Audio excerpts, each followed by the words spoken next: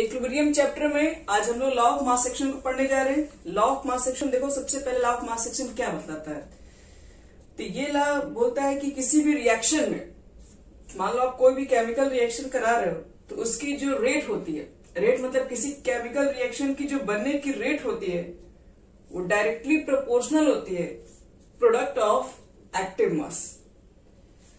कहोगे मतलब कुछ भी नहीं समझ में आया? तो देखो एक लाइन पहले इसकी डेफिनेशन लिखवाते हैं फिर उसको समझाते हैं। सब लोग बच्चे लोग अपना स्पीकर बंद कर लीजिए, आवाज आ रहा है। देखो the rate of reaction, law of mass section क्या कहता है पहले आपको वो बता रहे हैं। The rate of reaction is directly proportional, the rate of reaction is directly proportional to the product, is directly proportional to the product of active masses, product of active masses of the reactant,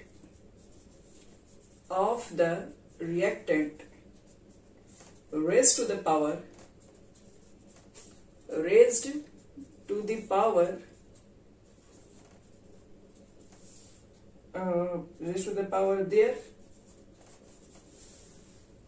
their stoichiometric coefficient,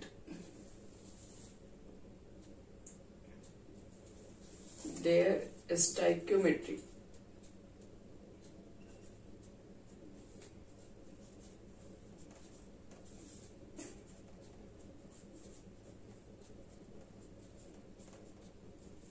ये होता है। देख लो अच्छे से, law of mass section क्या बतलाता है? किसी भी केमिकल रिएक्शन की जो रेट होती है, ठीक है, कोई भी मान लो रिएक्शन हो रहा है तो रिएक्शन की कुछ ना कुछ बनने की रेट है। तो कोई भी केमिकल रिएक्शन की जो रेट है वो डायरेक्टली प्रोपोर्शनल होगा किसके? Product of active masses of reactant. यानी आप जितने भी रिएक्टेंट ले रहे हैं उसका एक्टिव मास निकाल दो और उसका प्रोडक्ट कर दो और raise to the power their stoichiometric coefficient. देखो ये अभी तक आपको तब तक समझ में नहीं आएगा जब तक आप इसमें कुछ एग्जांपल्स नहीं देखेंगे, कुछ रिएक्शंस नहीं देखेंगे।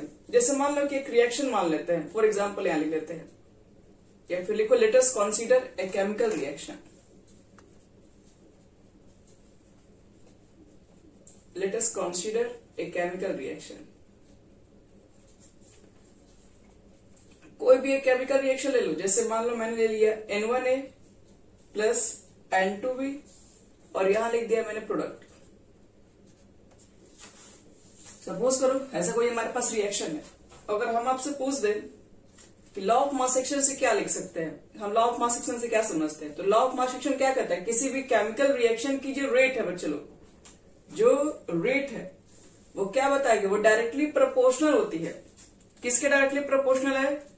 तो प्रोडक्ट ऑफ एक्टिव मासेस। देखिए ये जो होता है ना, ये एक्टिव मासेस का सिंबल दिया जाता है। तो एक्टिव मासेस लेते हैं और किसका? तो रिएक्टेंट का। तो रिएक्टेंट आपके पास क्या है? ए है और बी है, यही ना दो रिएक्टेंट है। तो एक्टिव मास लेना है किसका? तो रिएक्टेंट का। और भी कैसा? तो प्रोडक्ट, यहां पढ़ो प्रोडक्ट लिखा हुआ है, प्रोडक्ट ऑफ एक्टिव मासेस। फिर आगे raised to the power their stoichiometric coefficient. और पावर में क्या रेज किया जाता है? जो रिएक्टेंट के स्टोइकोमेट्रिक कोएफिशिएंट है उसको रेज किया जाता है। मतलब यहां पर हो जाएगा N1 और यहां हो जाएगा N2। और इसी को बोलते हैं बच्चे लोग law of mass action.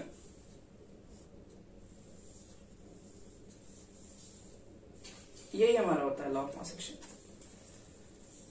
Law of mass action क्या होता है? तो किसी भी केमिकल रिएक्शन की, अब हमको इसको रटने की कोई जरूरत नहीं, देख के बता देंगे क्या होगा।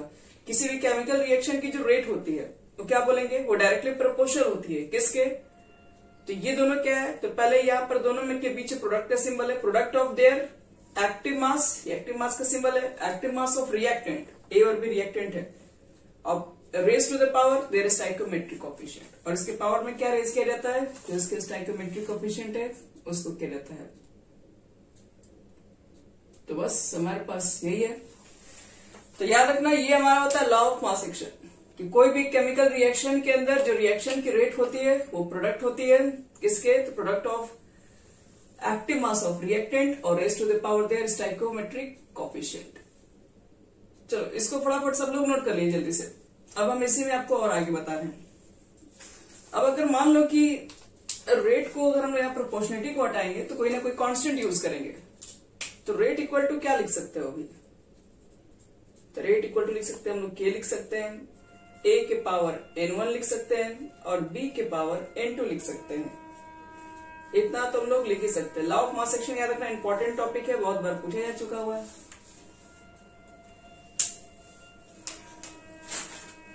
तो यहां तक जल्दी से नोट कर लो। लॉ ऑफ मास एक्शन क्या बताता है? तो लॉ ऑफ मास एक्शन आपको ये बताता है कि किसी भी केमिकल रिएक्शन में, ये मेरा केमिकल रिएक्शन है, किसी भी केमिकल रिएक्शन में जो रिएक्टेंट की जो रेट होगी, रिएक्टेंट नहीं, केमिकल रिएक्शन की जो रेट होगी वो डायरेक्टली प्रोपोर्शनल होगी किसके? तो प्रोडक्ट ऑफ, ये दोनों प्रोडक्ट है, product of active mass of reactant, ये एक्टिव मास का सिंबल है, और raise to the power their stoichiometric coefficient. मतलब ये कहना चाहता है कि आप जितना ज्यादा रिएक्टेंट लेके चलेंगे, जितना ज्यादा आपके पास रिएक्टेंट होगा, उस केमिकल रिएक्शन की जो रेट होगी उतनी ही फास्ट होगी। ये हमारा लॉ ऑफ मास एक्शन कहता है। तो लिख दो वेयर के इज इक्वल टू क्या? रेट कांस्टेंट है। अब इसके ऊपर और भी बात करेंगे लॉ ऑफ मास एक्शन में।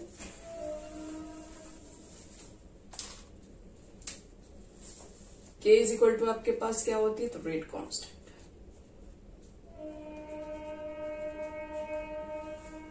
और रेट कांस्टेंट के बारे में बच्चे लोग एक लिख दो, एक बात लिख दो यहां पे, इट डिपेंड्स ऑन टेम्परेचर। ये टेम्परेचर पे डिपेंड करता है। मतलब टेम्परेचर को इंक्रीज करोगे तो रेट कांस्टेंट पे इंक्रीज होगी।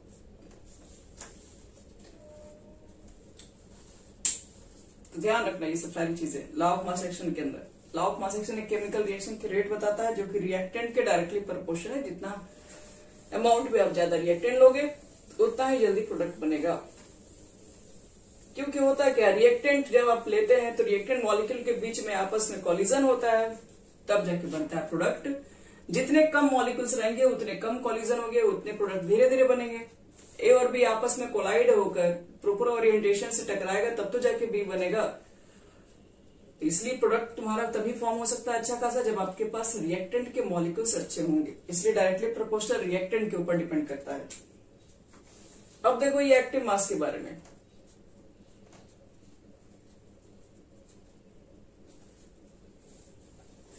एक्टिव मास जो हम लिख रहे हैं बार बार, एक्टिव मास के बच्चे लोग हम लोग ये सिंबल दिए, ये वाला सिंबल दिया एक्टिव मास के लिए।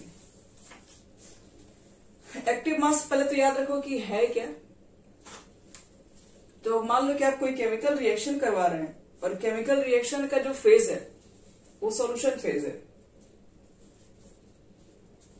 सॉल्यूशन फेज का मतलब क्या है? सॉल्यूशन फेज अगर आपके पास रिएक्शन है, जैसे रिएक्शन एक्वस के फॉर्म में लिखा हुआ है, और एक आपके पास जो रिएक्शन है वो मान लो गैसियस के फॉर्म में दिया हुआ है, गैसियस फेज रिएक्शन। हो सकता है ना कि आप रिएक्शन करा रहे हो तो सब लिक्विड के अंदर ही करवा रहे हैं। बहुत सारा हम लोग रिएक्शन करवाते हैं, न्यूट्रलाइजेशन रिएक्शन करवाते हैं, जो कि सब कुछ क्या हो रहा होता है, सब कुछ एक्वस सॉल्यूशंस के अंदर ही होता है। एसिड भी एक्वस में रहता है, बेस भी एक्वस में रहता है। तो कुछ सॉल्यूशन फेजेस के रिएक्शन होंगे और ऐसे बहुत से रिएक्शंस होंगे जो गैसेस फेज में रहते हैं, जैसे N2 गैस है, H2 गैस है, अमोनिया भी गैस बनता है। तो इस तरह का भी रिएक्शन आपको मिल सकता है। तो जब भी सॉल्यूशन फेज के रिएक्शंस आपके पास होंगे तो एक्टिव मास जो होगा बच्चे लोग, जो एक्टिव मास होता है वो इक्वल होता है कॉन्सेंट्रेशन। मतलब एक्टिव मास को कॉन्सेंट्रेशन दूसरे नाम से जानते हैं। कॉन्सेंट्रेशन के बारे में तो सबको मालूम है। कॉन्सेंट्रेशन क्या होता है? मोलारिटी होती है। कॉन्सेंट्रेशन सॉल्यूशन को मेजर करने के लिए बहुत सारे तरीके आपके पास हैं, लेकिन हम लोग मेनली मोलारिटी से ही मेजर कर लेते हैं। मोलारिटी का क्या होता है? डेफिनेशन अगर लिखोगे तो n बटे में भी लिखते हैं।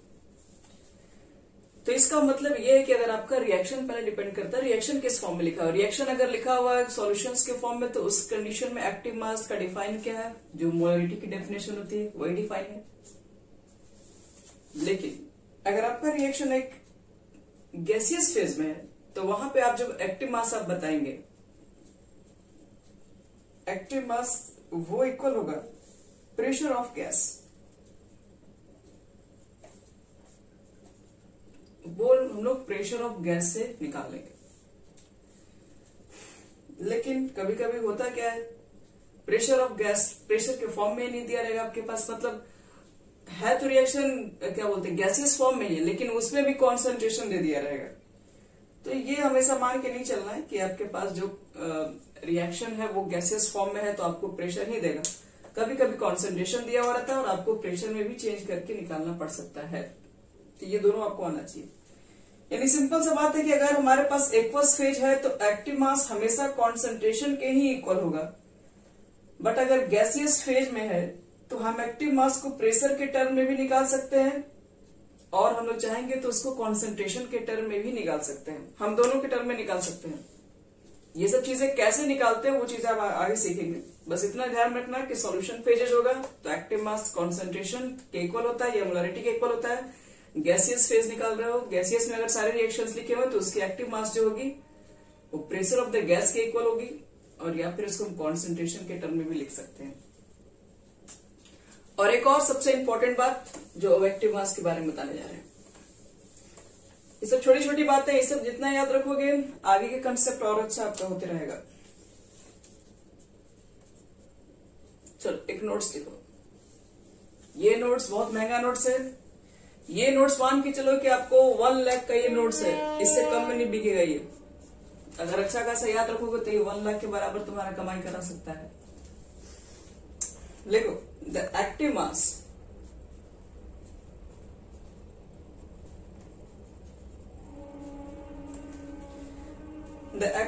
Of pure solid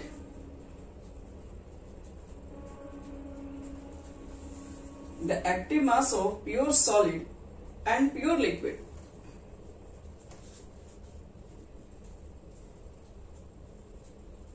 the active mass of pure solid and pure liquid is always constant, is always constant, taken as unity मतलब 1 फॉर कैलकुलेशन पर्पस।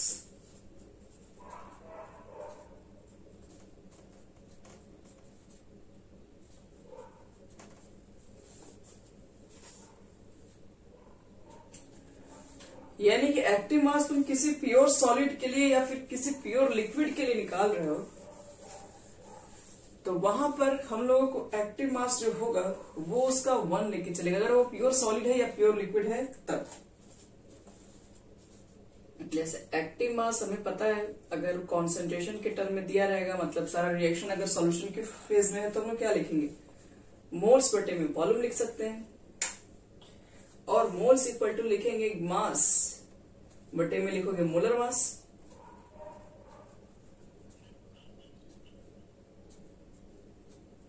पर्पस है, और बटे में वॉल्यूम।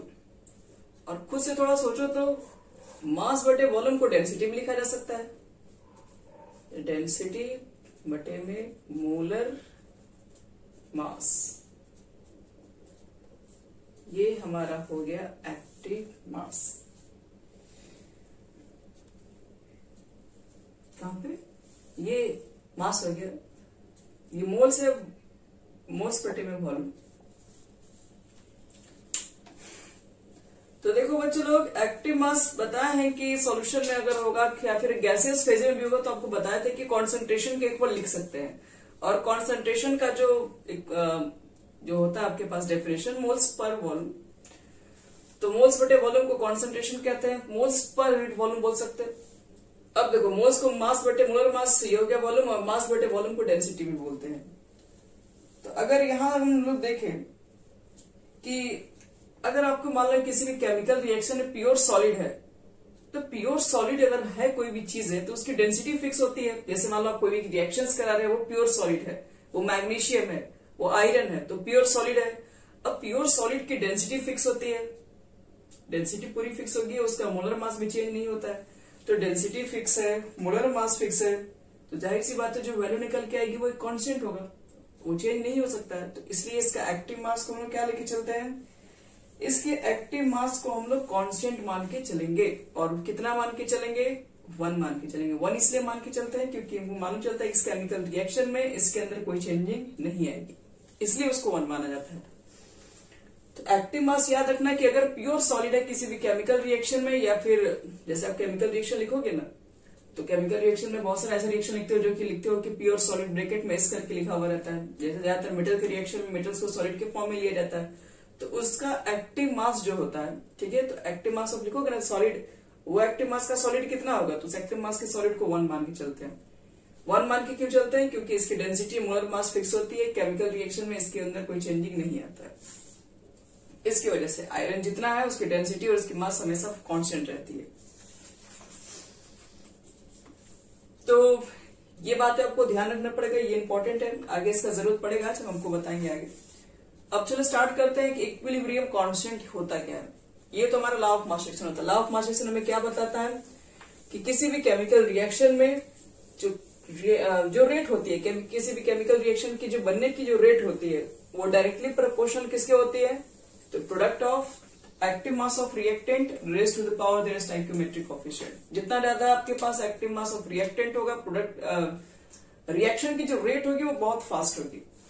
और आपके पास एक्टिव मास 2 तरीके से डिफाइन है, एक solution phase, gaseous phase. Solution phase है तो आप डायरेक्ट कॉन्सेंट्रेशन ले सकते हो, अगर गैसियस फेज है तो प्रेशर के टर्म में भी और कॉन्सेंट्रेशन के टर्म में मेजर कर सकते हैं आपको। प्योर सॉलिड है और प्योर लिक्विड है तो वहां पर 1 लेके चलेंगे।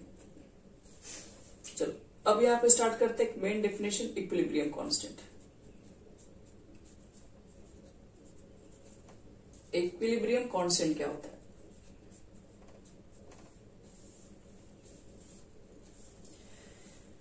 देखो इक्विलिब्रियम कांस्टेंट को समझने के लिए सबसे पहले काम कर रहे हैं क्या, हम एक रिवर्सिबल रिएक्शन मान रहे हैं, क्योंकि इक्विलिब्रियम को आपको बताया गया था कि उस रिएक्शन में अटेंड कर सकते हैं जहां पर रिवर्सिबल रिएक्शन है।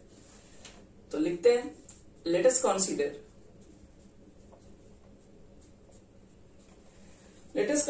ए रिवर्सिबल रिएक्शन।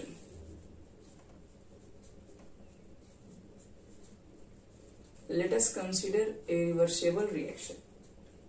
मान लेते हैं N1A N2B रिवर्सिबल है, N1C N3C कर दे रहे हैं,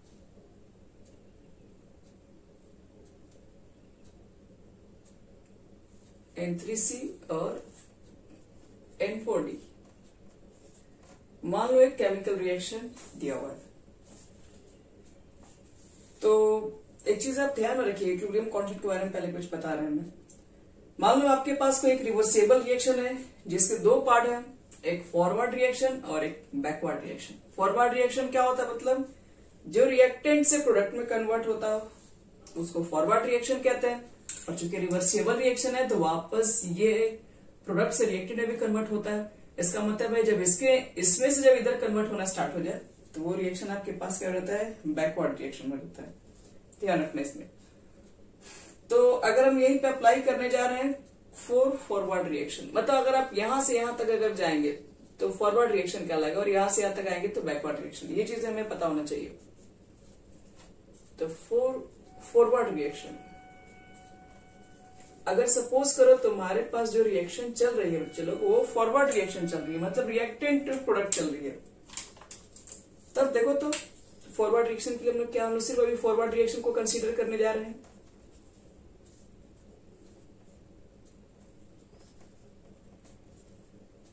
तो फॉरवर्ड रिएक्शन के लिए हम लोग क्या लिख सकते हैं, from law of mass action से, from law of mass action. अभी लॉ ऑफ मास एक्शन क्या बोलता है, तो लॉ ऑफ मास एक्शन बोलता है किसी भी केमिकल रिएक्शन की रेट, तो केमिकल रिएक्शन की रेट हम रेट को R से इंडिकेट कर दे रहे हैं, और सिंस ये फॉरवर्ड में काम कर रहा है, रिएक्टेंट टू प्रोडक्ट बन रहा है, इसको हम यहाँ पे F से इंडिकेट करते हैं। ये क्या हो गया, फॉरवर्ड रिएक्शन बनने की जो रेट है वो क्या बताया गया था, वो डायरेक्टली प्रोपोर्शनल होता है किसके, तो प्रोडक्ट ऑफ किसके, तो प्रोडक्ट ऑफ एक्टिव मास, और एक्टिव मास भी किसका, तो रिएक्टेंट और raised to the power stoichiometric coefficient. इतना हमें लिखना पड़ेगा, ये लॉ ऑफ मास एक्शन से हम लिख सकते हैं। तो यहां पर फिर हम लोग हटाएंगे प्रोपोर्शनलिटी, तो यहां पर एक कांस्टेंट लगाएंगे, इस कांस्टेंट को हम के बोल रहे हैं, rate constant for forward reaction. चलो, और इसको हम लोग मान लेते हैं इक्वेशन फर्स्ट। यहां पर याद रखना, लिख देना कि where KF is equal to, यहां लिख सकते हो केएफ है क्या, rate constant for forward reaction.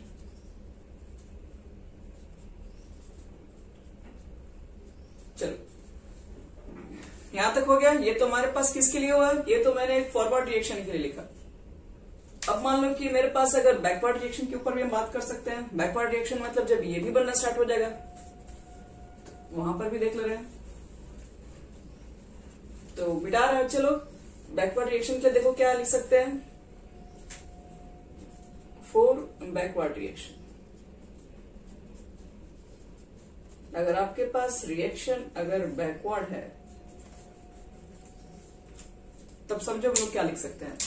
Backward reaction इसका मतलब है कि आपके पास रिएक्शन अब प्रोडक्ट से स्टार्ट हो रहा है बनना और जा रहा है कहां पर, रिएक्टेंट की तरफ।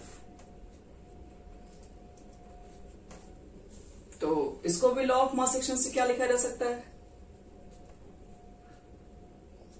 तो रेट ऑफ बैकवर्ड रिएक्शन को हम यहाँ पे बी से इंडिकेट कर दे रहे हैं, डायरेक्टली प्रोपोर्शनल। किसके डायरेक्टली प्रोपोर्शनल होगा, तभी तो फिलहाल रिएक्टेंट ये है क्योंकि अब इधर से बनना स्टार्ट हुआ है। तो product of active mass of reactant और रेस्ट टू द पावर क्या लिखेंगे, स्टोइकोमेट्रिक कोएफिशिएंट N3 और N4 लिखोगे, और यहां पर फिर से आप R भी लिखेंगे और यहां पर K भी लिखोगे। K भी क्या है बच्चे लोग, तो rate constant for backward reaction. आप लोग उसी को काट के मत सही कर दीजिएगा, आप लोग खुद से लिखिएगा नया। और इसको equation second, forward reaction backward reaction, यहां तो सब लोग लिख लिए। तो अब आगे समझो, इक्विलिब्रियम पॉइंट अगर, हाँ बोलो,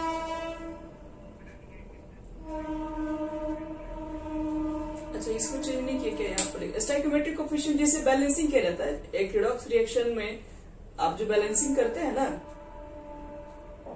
ये सब जो कोएफिशिएंट को 2, 3 वही सब है, उसी को बोलते हैं स्टोइकोमेट्रिक कोएफिशिएंट।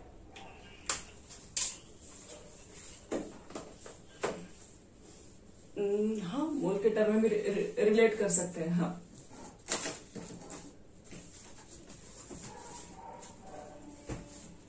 सीडी होना चाहिए ना। हो गया बच्चे लोग यहां तक सबका। तो अगर रिएक्शन के अंदर तुम्हारा इक्विलिब्रियम पॉइंट अगर आ चुका है, इक्विलिब्रियम पॉइंट का मतलब क्या हो गया, तो लिखो एट इक्विलिब्रियम। आपको बताया गया था इक्विलिब्रियम पर होता क्या है। अगर इक्विलिब्रियम होगा तो जितना रिएक्टेंट टू प्रोडक्ट में जाएगा बच्चे लोग, उतना ही प्रोडक्ट से रिएक्टेंट में भी आना स्टार्ट हो जाएगा। ये कंडीशन स्टार्ट हो जाती है। तो जब ये कंडीशन स्टार्ट हो गई तो क्या बोलेंगे हम लोग, at equilibrium rate of forward reaction is equal to rate of backward reaction. यही होता है, अगर फॉरवर्ड रिएक्शन जितना ए से बी बनेगा उतना ही फिर बी से ए भी बनना, मतलब रिएक्टेंट टू प्रोडक्ट जितना बनेगा वापस। अगर इक्विलिब्रियम तभी अचीव किया जा सकता है जब इस तरह की कंडीशन को क्रिएट किए जाते हैं, मतलब जितना रिएक्टेंट से प्रोडक्ट में बनना उतना ही प्रोडक्ट टू रिएक्टेंट में अगर आने लगे तो आपको तो पता नहीं चलेगा कि उसके अंदर कुछ भी चीजें चेंज हो रही है। आपको तो लगेगा कि सब कुछ फिक्स हो गया, एकदम से कुछ चीजें चेंज ही नहीं हो रही, जितना रिएक्टेंट लेके चले अभी तक लग रहा है उतना ही पड़ा हुआ है, लेकिन एक्चुअल में ऐसा होता नहीं है। तो देखो क्या लिख सकते हैं हम लोग यहाँ पे, रेट ऑफ फॉरवर्ड रिएक्शन कितना हमारे पास है, उसका वैल्यू पुट कर दे रहे हैं। तो रेट ऑफ फॉरवर्ड रिएक्शन कितना था बच्चे लोग, KF active mass of A N1 और active mass of B N2, और बैकवर्ड का कितना था, केबी active mass of C N3 और active mass of D N4। इतना तो हम लोग लिख ही सकते हैं। अब देखो, अब यहां से अगर मैं आपसे पूछूं कि रेट ऑफ फॉरवर्ड रिएक्शन बटे में rate constant of backward reaction, इसको एक जगह और इस चीजों को इसके नीचे भेज दो, सब एक्टिव मास वाला एक देगा। तो इतना लिखा जा सकता है।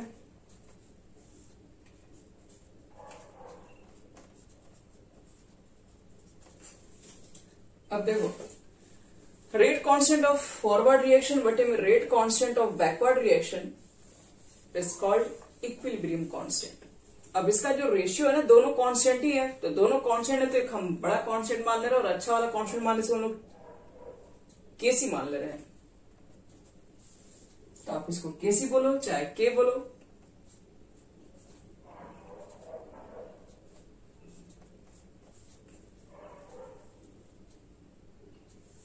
या ऐसे भी लिखा जाता है के इक्विलिब्रियम कांस्टेंट बोलो, के बोलो, केसी बोलो, सी छोटा होना चाहिए।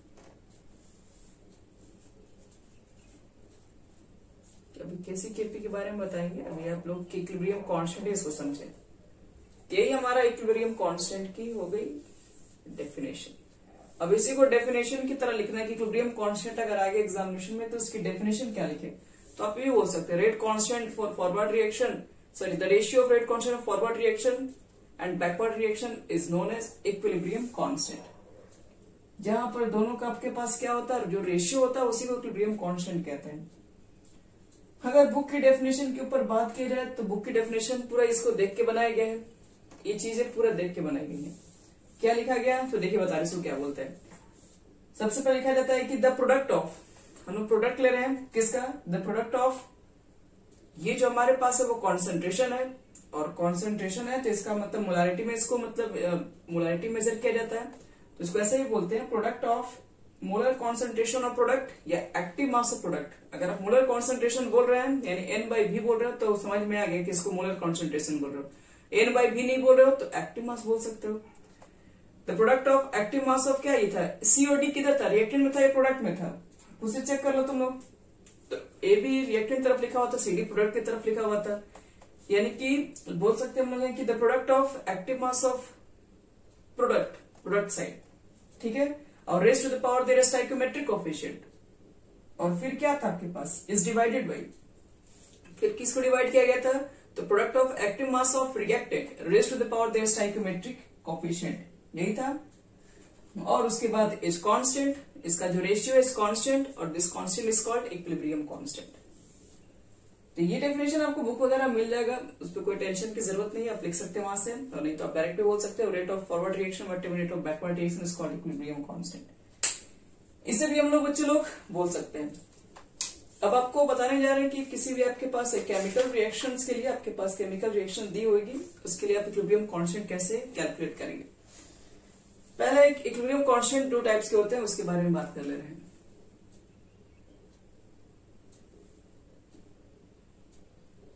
तो लिखो इसके बाद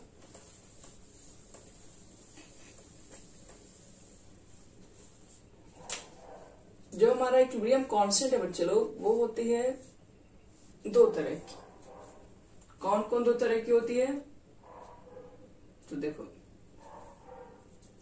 एक तो आपके पास होता है केसी, दूसरा होता है केपी। केपी और केसी क्या होता है, एक बार इसको भी देख लेते हैं हम लोग। देखो केसी का मतलब मेरे पास ये हो गया कि आप जब इक्विलिब्रियम कांस्टेंट जब कैलकुलेट कर रहे हैं, जहां पर आप एक्टिव मास ले रहे हैं कॉन्सेंट्रेशन के इक्वल है बच्चे लोग, तो वहां पर जो वैल्यू निकलेगा वो केसी के इक्वल होगा। और active mass in term of pressure, अगर आप एक केमिकल रिएक्शन के अंदर जो एक्टिव मास ले रहे हैं और वो किसके इक्वल ले रहे हैं, वो प्रेशर के इक्वल निकाल रहे हैं कैलकुलेट करके, तब उस टर्म में हम लोग उसको केपी बोलेंगे। इक्विलिब्रियम कांस्टेंट दो तरीके से है। आप रिएक्शन मान लो, अभी तो बताया इक्विलिब्रियम कांस्टेंट कैसे निकलता है, प्रोडक्ट लिखते हो बट हमें रिएक्टेंट को लिख रखते हो तुम लोग, प्रोडक्ट के ऊपर लिखते हो रिएक्टेंट को नीचे लिखते हो, तो वहां पे जो रिएक्शन जिसकी वजह से आप लिखे उस रिएक्शन के अंदर एक्टिव मास अगर कॉन्सेंट्रेशन में आप लेके चल रहे हैं तो किसी के इक्वल होगा। अगर उसका एक्टिव मास अगर सारे प्रेशर का वैल्यू निकाल के पुट किया गया है तो वहां पर केपी लिखेंगे। बिल्कुल भी सोचने और डरने की जरूरत नहीं है कि ये दोनों है क्या, अब इसके ऊपर पूरा बात होगा, पूरा चैप्टर में यही तो पढ़ना है केसी और केपी के बारे में।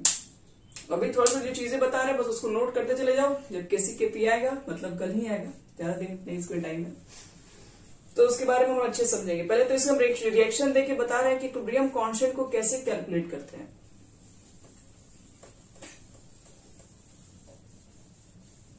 देखो इक्विलिब्रियम कांस्टेंट को कैसे कैलकुलेट करेंगे, तो सबसे पहले हम मान ले रहे हैं एग्जांपल में, आपके पास बहुत तरह के एग्जांपल होंगे। मेरे पास जो फर्स्ट एग्जांपल है, मान लो कि for a homogeneous reaction, for homogeneous reaction,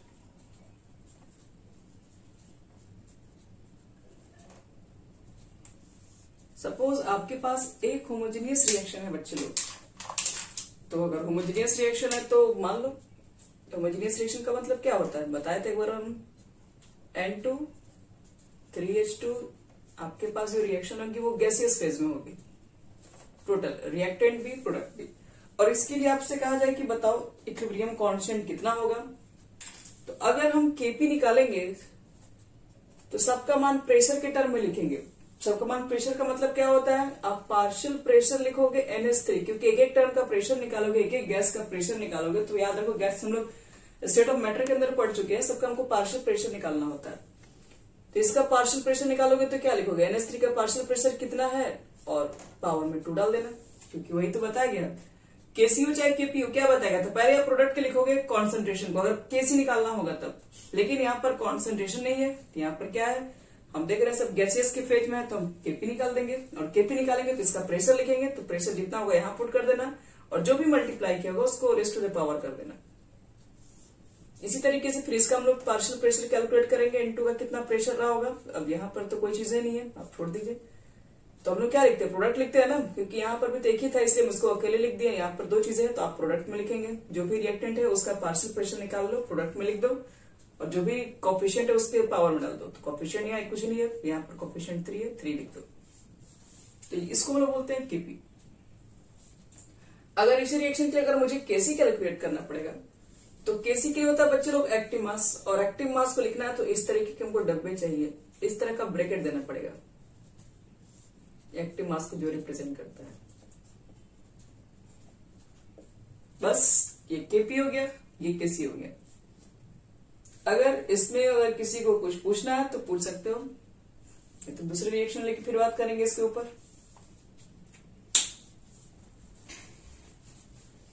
ध्यान से समझते रहना, Kp और Kc कैसे कैलकुलेट करेंगे। फिर कल हम इसके ऊपर रिलेशन बात करेंगे, रिलेशन के बाद इसके ऊपर बहुत सारे न्यूमेरिकल्स मिलते हैं।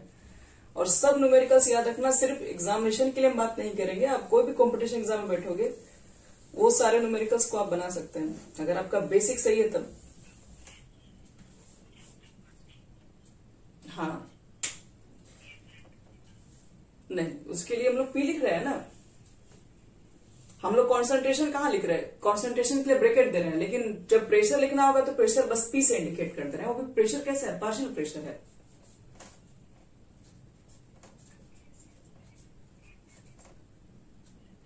दोनों मान लो कि किसी भी टर्म में दिया हो सकता है, कोई जरूरी नहीं कि आपके पास क्वेश्चन प्रेशर दिया ही रहे, उसके अंदर कॉन्सेंट्रेशन में भी दिया जा सकता है। तो फिर इसको लोग कॉन्सेंट्रेशन में दिया रहेगा तो उसको फिर Kp के वैल्यू निकालना होगा, तो कैसे निकालेंगे वो हम रिलेशन बताएंगे, दोनों में कैसे निकलता है, निकाल सकते हो तुम लोग। अभी तो सिर्फ Kp Kc बता रहे हैं कि सिर्फ एक रिएक्शन के थ्रू कैसे लिखा जा सकता है।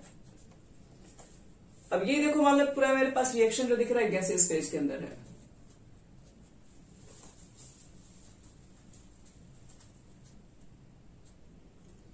चलो, इस रिएक्शन के लिए मुझे अगर निकालना होगा तो सबसे पहले अगर मान लो कि मुझे Kp लिखना है, तो Kp लिखने का मतलब है कि आपका सारा वैल्यू जो गिवन है वो प्रेशर के टर्म में दिया हुआ है, तो आप Kp निकाल दीजिए। तो क्या लिखोगे, पार्शियल प्रेशर HI लिखोगे, लेकिन यहाँ पर 2 है तो 2 करना पड़ेगा, और तो कुछ है नहीं इधर।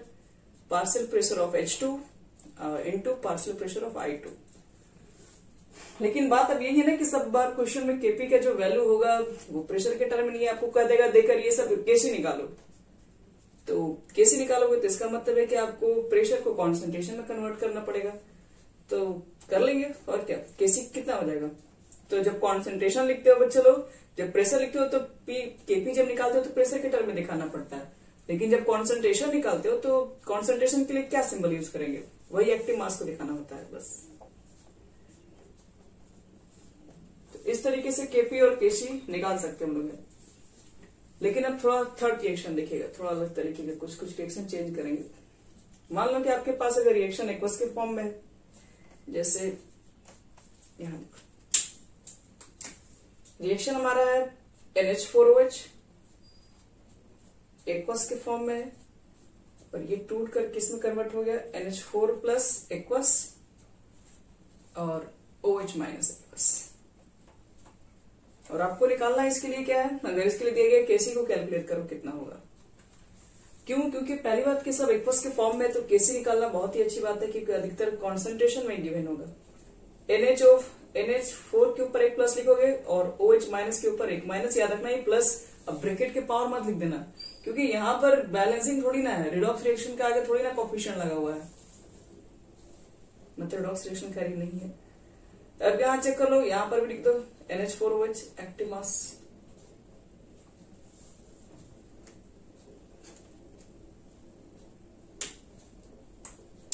अब अगर कहा जाए केपी, देखो इसके लिए, अब इसके लिए प्रेशर क्या निकालोगे, सॉल्यूशन में सब दिया हुआ है, तो इसके लिए केपी मतलब हम लोग प्रेशर के टर्म नहीं निकाल सकते, लेकिन फिर भी अगर क्वेश्चन में केपी निकालने के लिए कह देगा तो हम लोग कैसे निकालेंगे, तो एक रिलेशन है जो केपी केसी से, वहां से हम लोग फाइंड कर सकते हैं। हालांकि जब सॉल्यूशन में दिया है, एक्वस के फॉर्म में दिया है, तो आपका पहला काम है कि आप उसको प्रेशर के टर्म में ही बात करें। अभी कुछ कुछ रिएक्शन और भी दिखा रहे हैं, थोड़े इंपॉर्टेंट है सब, उसके बाद हमारा इक्विलिब्रियम कांस्टेंट हो जाएगा कंप्लीट, और फिर केपी केसी का रिलेशन कल पढ़ेंगे हम लोग। कल का टॉपिक बहुत ज्यादा इंपॉर्टेंट है, ध्यान रखना, किसी का क्लास अगर लेट होगा तो फिर कल के न्यूमेरिकल्स नहीं बन पाएंगे। इक्विलिब्रियम कांस्टेंट में एक ही टॉपिक के ऊपर न्यूमेरिकल्स दिया हुआ है, केपी और केसी के ऊपर, और उस पर न्यूमेरिकल्स बहुत अच्छे अच्छे होते हैं। चलो ये देखो, अगर आपके पास कुछ इस तरीके से रिएक्शन है, 2+ लिखा हुआ एक्वस, तो सबसे पहले इसके लिए क्या निकालें, केपी निकालें, केसी निकालें।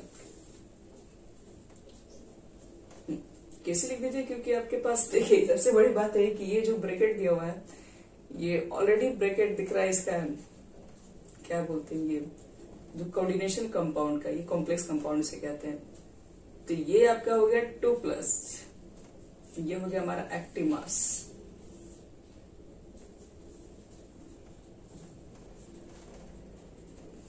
और जो भी बैलेंसिंग होगा बच्चे लोग बताए थे, इसको पावर में डाल देंगे। अब ये होमोजेनियस रिएक्शन तो समझ में आ रहा, सब एक ही फेज में था, लेकिन जब आपको हेट्रोजेनियस रिएक्शन मिल जाएगा तब आपको प्रॉब्लम हो सकती है। देखो कैसे, अगर मैं रिएक्शन कुछ ऐसा ले लूं, यहां पर इतना पहले हेट्रोजेनियस रिएक्शन के लिए बात कर रहे हैं। हेट्रोजेनियस रिएक्शन,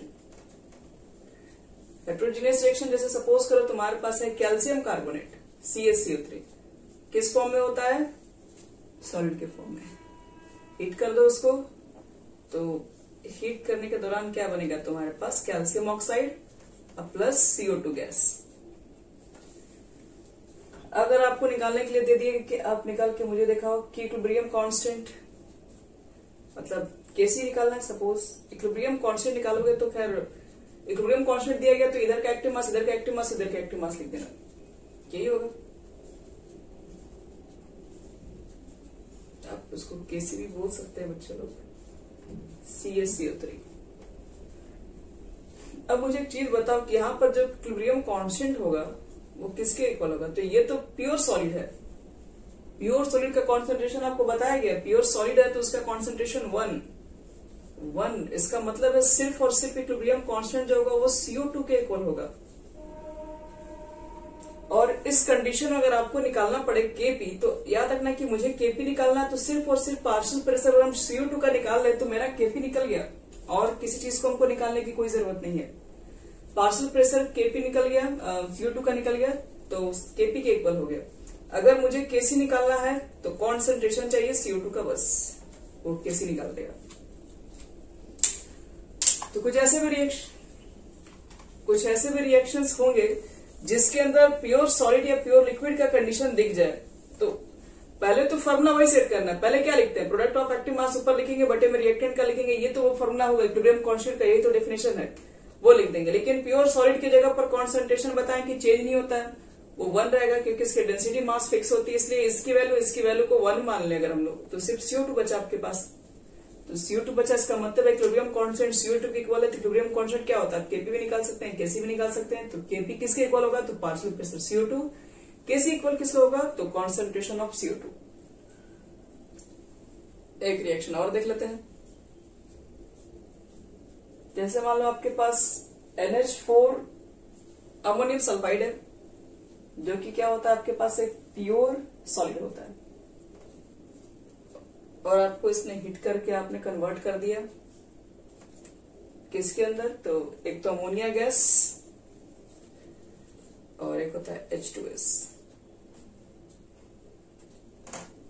एक मिनट, NH4HS होता है शायद।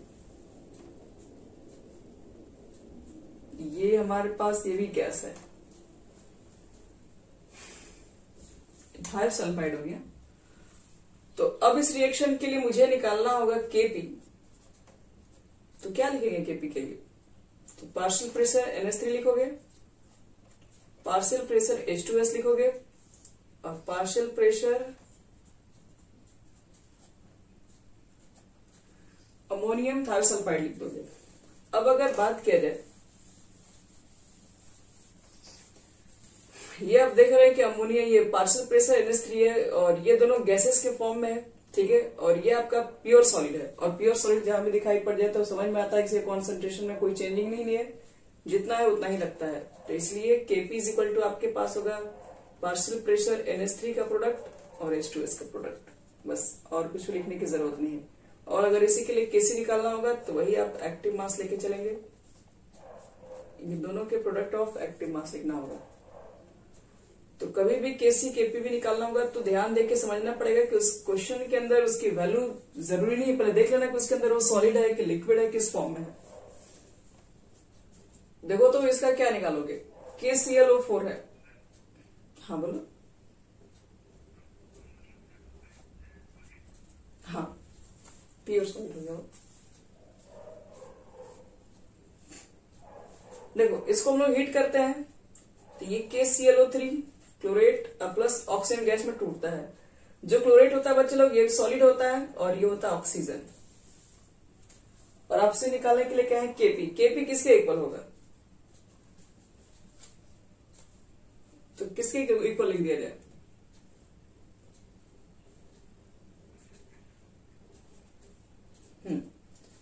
Kp निकाल रहे हो तो Kp के लिए क्या प्रेशर है, प्रेशर किसका होगा, अभी सॉलिड का प्रेशर, सॉलिड में प्रेशर कितना बनाओगे, मान लो मेरा बोर्ड सॉलिड है तो इसके ऊपर कंप्रेस थोड़ी ना होता, प्रेशर इसके ऊपर थोड़ी ना ज्यादा काम कर रहा होता। आप प्रेशर करोगे, हम लोग पढ़े हैं कि सॉलिड के ऊपर कंप्रेस नहीं कर सकते, तो प्रेशर उसका कुछ खास ही नहीं है, कोई चेंजिंग नहीं आएगा उसके अंदर। प्रेशर आप अप्लाई करोगे कोई भी फर्क नहीं पड़ने वाला। तो इसलिए प्रेशर कहाँ पड़ेगा, जहां गैसेज होगी वहीं पर प्रेशर का इफेक्ट होगा। सॉलिड के ऊपर कितना प्रेशर का इफेक्ट होता है, तो इसलिए हम लोग सिर्फ क्या करेंगे, in term of partial pressure निकालोगे, Kp का टर्म निकालोगे कांस्टेंट, तो PO2 होगा बस। और वही अगर Kc निकालोगे तो कॉन्सेंट्रेशन ऑफ O2 लिख देंगे, और कुछ नहीं। तो हेट्रोजीनियस रिएक्शन में जब फेज डिफरेंट होता है तो थोड़ा रिएक्शन को चेक करना पड़ता है कि किसके टर्म में हमारे पास इक्विलिब्रियम कांस्टेंट को कैलकुलेट करना है। लेकिन एक है नोट्स जिसको आपको ध्यान रखना पड़ेगा इसके अंदर। क्या देखो नोट्स हमारे पास है, the reaction in which a liquid acts as solvent, its active mass will not be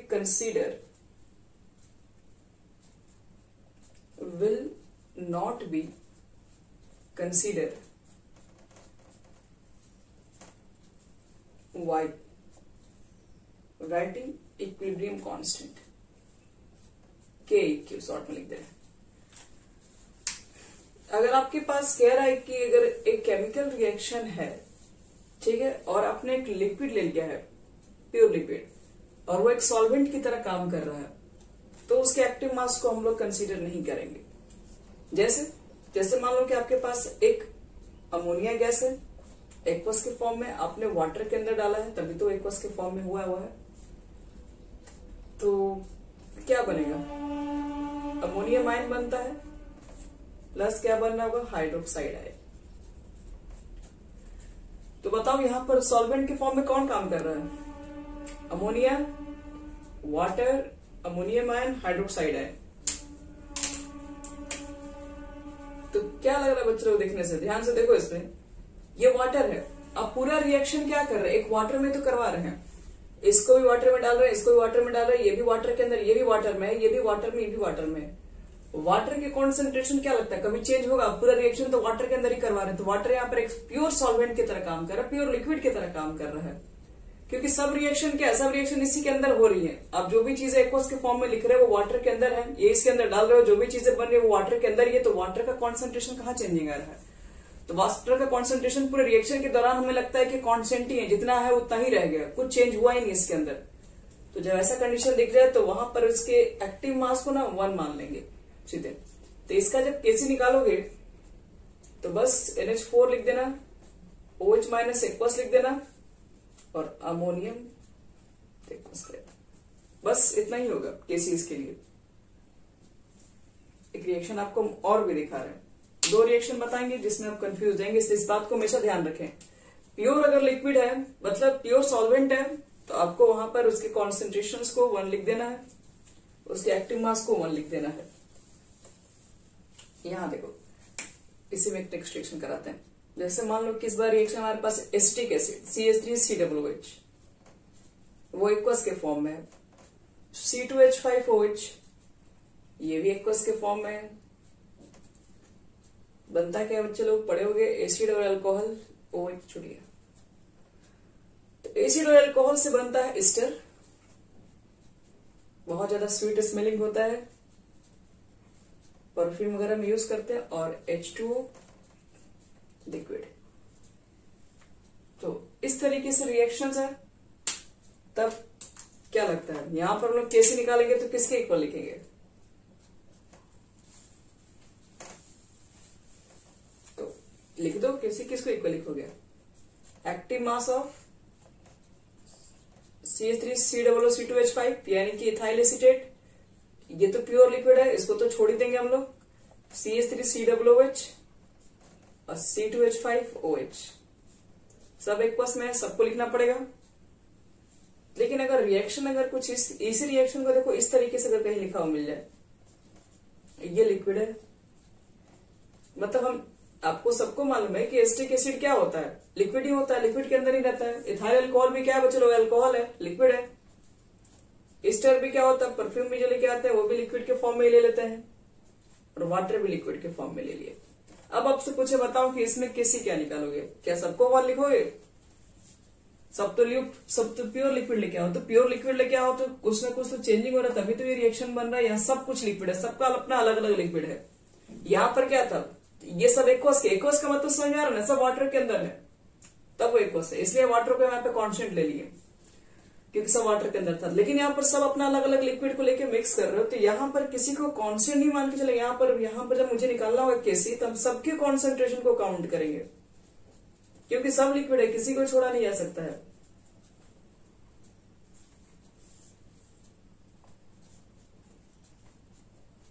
तो यही चीजें आपको कुछ छोटी छोटी बातें हैं जिसको ध्यान रखना पड़ेगा, और ये सब गलती की वजह से आपको आगे के रिएक्शंस में, आगे के केवीकेसी में, कैलकुलेशन में प्रॉब्लम हो सकता है, इसलिए इसको बहुत अच्छे समझना पड़ता है।